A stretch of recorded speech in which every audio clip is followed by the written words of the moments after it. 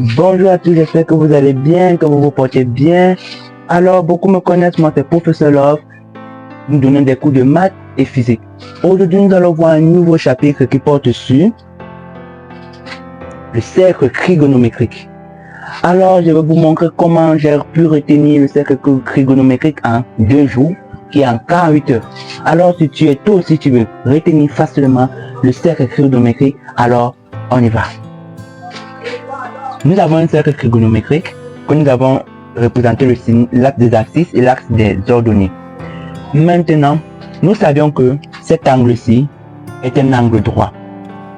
Et ici, c'est un angle plat. Et nous devons retenir que quoi? Nous devons retenir que pi est égal à 180 degrés. Pi, c'est en radian. 180, c'est en degrés. Est-ce que tu connais? Nous devons aussi retenir que pi sur 2 est égal à 90 degrés. C'est un angle droit, non? Tu es d'accord avec moi? Pi sur 2 est égal à 90 degrés. Et un angle plat mesure 180 degrés, qui est pi. Et maintenant, nous savons que nous allons partir de ce sens. Que tu retiennes cela. Voilà le sens que nous allons partir pour retenir notre forme trigonométrique. Alors, ici c'est 0.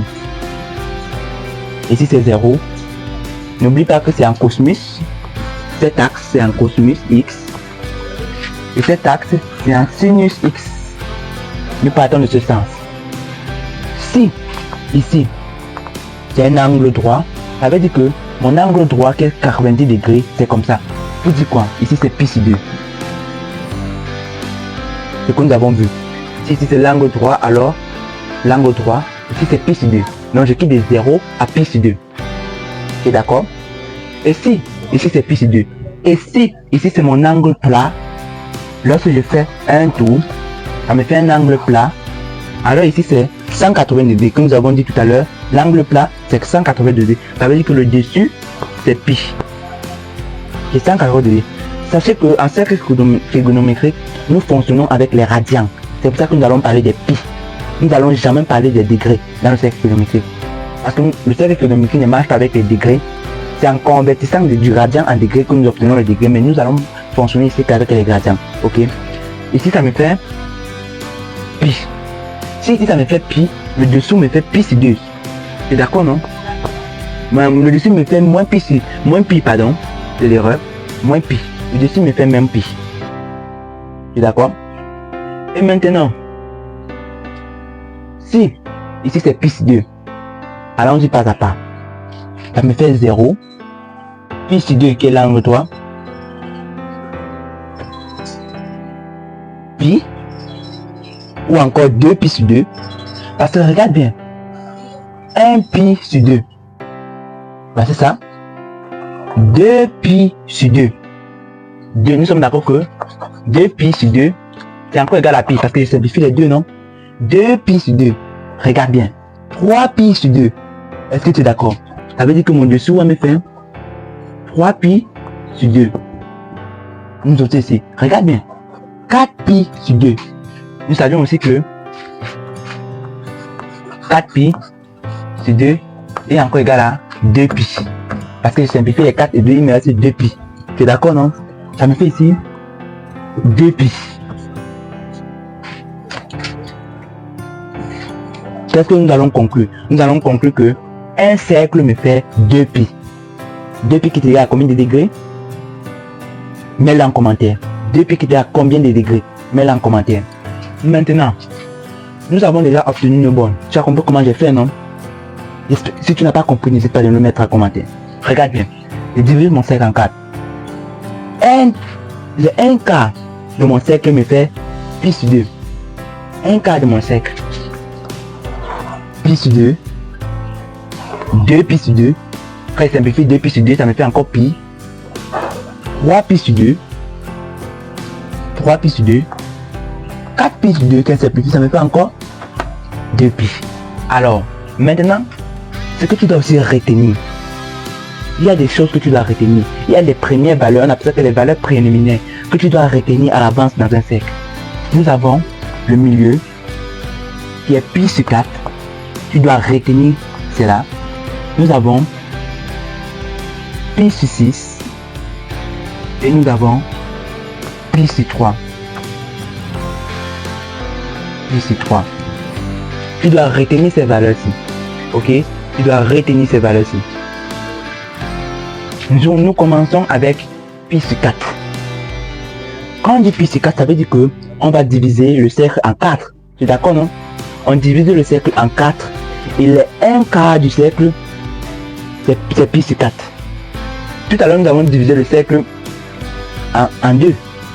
Nous avons divisé le cercle en 2. Voici ça que nous avons divisé le cercle en 2. Et notre origine était ici. Ne tiens pas compte de cet axe. C'est notre origine. Nous avons l'origine, nous divisons le cercle en 2 et nous obtenons les 1,5 du cercle qui est pi sur 2. 1,5 qui est pi sur 2. Voici 1,5 du cercle. Quand nous divisons le cercle en 2, non, 1,5 du cercle selon l'origine est pi sur 2. Maintenant, nous allons diviser notre cercle en 4. Comment diviser le cercle en 4? Le voici. 1 et 2. 1, 2, 3, 4. Les 1 quart du cercle, c'est pi sur 4. Voici mes 1 quart du cercle. Pi sur 4. Tu es d'accord? Pi sur 4. Pi sur 4. J'essaie de représenter une figure rectangulaire ou carrée de telle sorte qu'elle me relie avec mon point de départ. Alors j'essaie de le représenter comme ça, comme ça, comme ça et comme ça. Pardon, le cercle, la droite est un peu bizarre. Il est un peu très mal représenté. Attendez.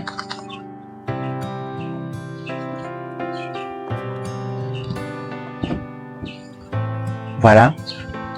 Je crois qu'elle est un peu bonne là. Voilà un carré que j'ai représenté. Un carré que j'ai représenté. Tu vois? Et rappelle-toi que lorsque j'ai divisé le cercle en 4, je dois considérer les axes qui m'ont servi à diviser le cercle. Ça veut dire que cet axe, hein, lorsque tu divises le cercle en 4, voici un cercle qui est divisé en 4. Je dois considérer ces axes et ces axes, non? Tu es d'accord? C'est pareil ici, je dois considérer cet axe et cet axe lorsque je vais calculer. On continue. Elle me fait pi sur 4. Je considère cet axe parce que c'est ici que j'ai divisé 2 pi sur 4. 2 pi sur 4 qui est encore égal à pi sur 2. Lorsqu'on simplifie la simplification, pi sur 2. On revient à mon point. 3 pi sur 4. 3 pi sur 4. Tu vois un peu? Est-ce que tu vois? Cet axe, je le considérais parce que elle m'a servi à diviser le cercle en 4. Pareil pour cet axe horizontal. On continue. 3 pi sur 4. Je le considère encore que c'est quel point? C'est ce point qui est l'axe ici. 4 pi sur 4. 4 pi sur 4 qui est encore égal à pi, non? On continue. Je reviens là à mon point. 5 pi sur 4. 5 pi sur 4. Faites très attention. 5 pi sur 4. 6 pi sur 4. Qui est encore égal à 3 pi sur 2. Lorsque tu vas simplifier, fais le faire en bouillon, tu vas voir. 6 pi sur 4. 7 pi sur 4. 7 pi sur 4. 8 pi sur 4 qui est encore égal à 2 pi. Vous voyez que nous avons déjà représenté tous nos... Vous voyez que nous avons déjà représenté nos angles pi sur 4. J'espère que tu as compris le secret. Maintenant, je tombe à pi sur 3. Tu peux commencer à ce que tu peux, moi je commence à pi sur 4. Je tombe à pi sur 3. Ça veut dire que je dois diviser le cercle en 3. Et les 1 tiers du cercle, c'est cet angle-là que je considère. Est-ce que tu comprends ça? Ok. Et je représente mon carré comme celui-ci. Je vais te montrer comment j'ai divisé le cercle en 3. Patiente, je représente mon carré.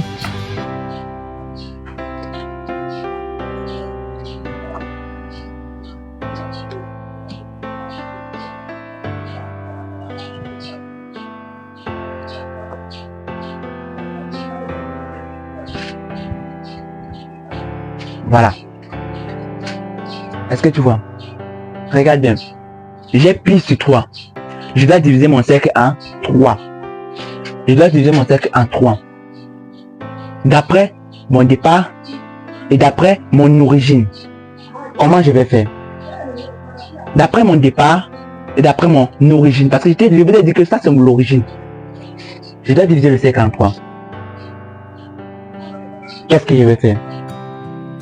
Alors, si j'ai mon origine, je le divise comme ça. Regarde bien ici. Je le divise comme ça. Ça me fait déjà 1,5. Est-ce que tu vois? Je le divise comme ça. Ça me fait déjà 1,5. Je le divise. Lorsqu'on a un cercle comme ça, regarde bien. Et mon origine ici. Tu vois? Et je suis avec mon origine ici, mon point de départ ici. Je dois le diviser comme ça. Je dois le diviser plutôt comme ça. Est-ce que tu vois? 1, 2, 3. Quand je représente le gros pour que tu puisses voir. J'ai mon origine ici et mon point de départ ici.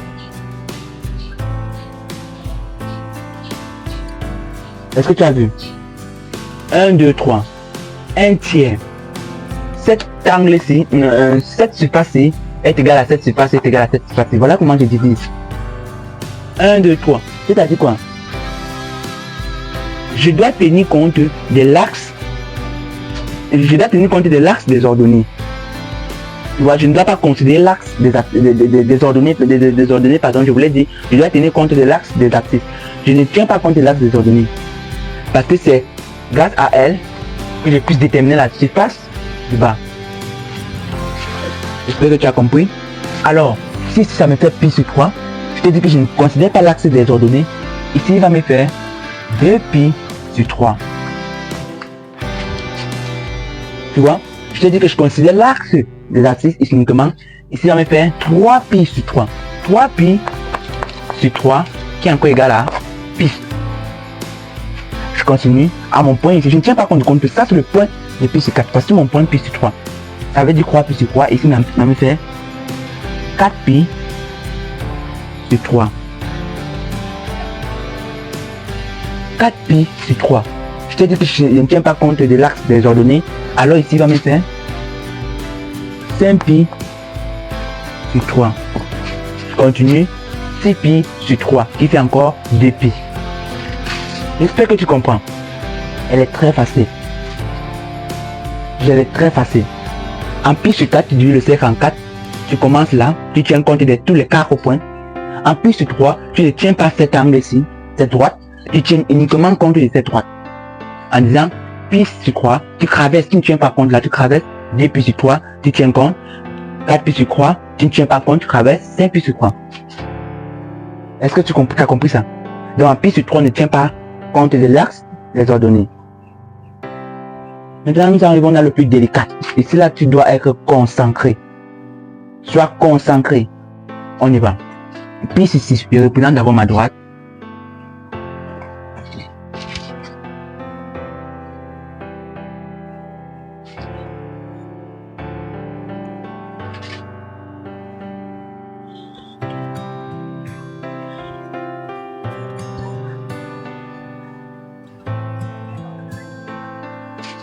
J'espère que tu vois.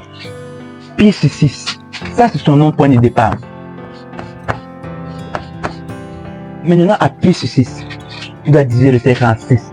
Si je me mets à diviser le cercle en 6, alors le cercle serait flou. Qu'est-ce que je fais? Je me mets à compter. Je compte quoi? Je ne tiens plus compte des axes principaux du cercle. C'est-à-dire que quoi? Je crache mon cercle là. Voici les axes principaux. Je ne tiens plus compte de ces axes principaux. Non. Je ne tiens plus compte de ces axes principaux. Qu'est-ce que je dois retenir? Je dois tenir compte maintenant de ces points. De ces points qui m'ont servi à repérer les autres. Donc les points de pi sur 4, tous les points de pi sur 4 et les points de pi sur 3. Pi sur 2 est sur l'axe principal, donc je ne tiens pas compte de pi sur 2. Uniquement de ces points. Et à pi sur 6, je commence par 0. Ça veut dire que je dis 0, 1, 2, 3, tu vois, c'est très facile. Allons-y. 0 qui est pi sur 6, 1, 2, 3, 4, 5, 5 pi sur 6. 5 pi sur 6. Tu vois, 5, 6. Je ne tiens pas compte de... Je ne tiens pas trop compte de ce gars. 5, 6, 7, 7 puis 6. Est-ce que tu vois? 7 puis 6, 8, 9, 10, 11. 11 puis 6. Quand tu vois, elle est facile, elle est pas facile. C'est ce que j'ai dit. Appuie sur 4, je tiens tous mes 4 points. Appuie sur 3, je tiens uniquement l'axe des abscisses qui est horizontal. Et appuie sur 6, je tiens uniquement compte de mes points. Et je ne regarde pas mes axes principaux. Alors, voilà le cercle trigonométrique. Très facile à retenir en 2 jours. Si tu as compris, n'oublie pas de mettre un j'aime pour me faire comprendre que tu as compris. Cela m'aidera. Et si tu n'as pas compris, n'oublie pas surtout de le mettre en commentaire. Et là, je serai disponible pour toi. Alors sur ce, n'oublie pas de t'abonner. Merci et à la prochaine. Ciao.